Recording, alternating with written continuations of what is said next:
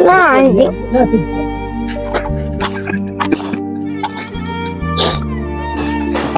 شنو بوزيش يا جيلي؟ ما عندكم؟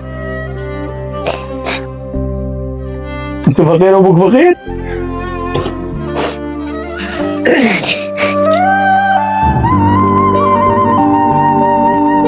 دموع الطفل عباس عبرت عن الألم اللي بداخله والفقر اللي جاي يعيشه.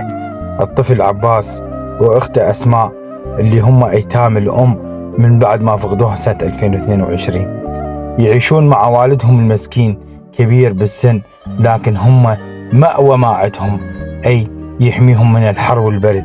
كان حلمهم هو بأن يكون لهم مسكن صغير بين يعيشون به حتى يكونون مستقبلهم. والله اخبارها تشوف مولاي يعني. والله العظيم حالته تعبانه. انت زوجتك توفت بال 2022؟ زوجتي توفت ام عباس بال 22 بكارونا. بكارونا؟ اي والله. وهاي اخر طفله كانت الها؟ هاي اخي جابتها توفت الله يرحمها. الله يرحمها. انت ما عندك، انت متزوج متاخر ابو عباس؟ انا تزوجت على كبر.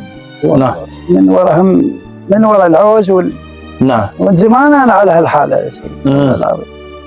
بس انا اريد اهل الخير، اكو ناس طيبه. ابو عباس شخص وعنده ذول الجهال المساكين وما عنده مهوى.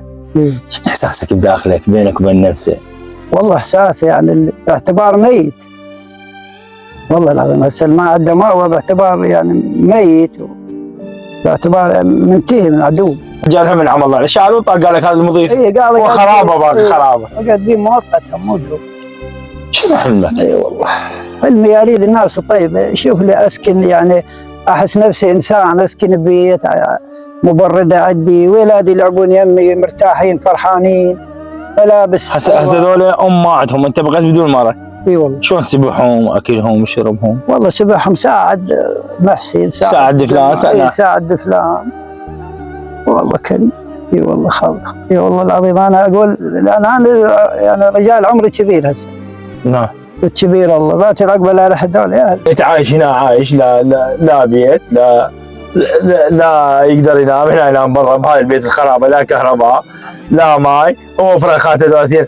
بالمناسبه عنده بعد بنيه ب5 ابتدائي طلع الاول بالمدرسه، رغم العوز لا ملابس لا شيء، طلع الاول بالمدرسه. هاي احب يوم.